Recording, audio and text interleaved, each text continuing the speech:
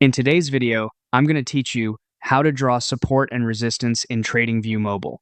By the end, you'll know exactly how to mark key price levels so your charts are clearer and your decisions are more confident. First, open the TradingView app on your phone. We'll work directly on the mobile interface, so everything you see here can be done with a few taps. Once you're in, head to the bottom of the screen and tap on Chart. This takes you to the main workspace where all your drawing and analysis will happen. If needed, you can pinch to zoom so recent price action is easy to see. Next, look along the bottom toolbar for the drawings icon.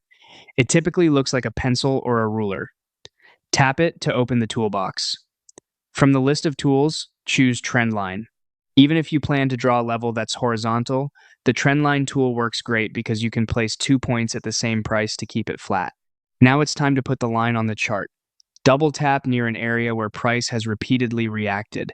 For support, think of a floor where price has bounced several times. For resistance, think of a ceiling where price has turned down more than once. Focus on clusters of touches, multiple wicks, or closes around the same level give you stronger confirmation. After your double tap, position your second point so the line connects those reactions cleanly.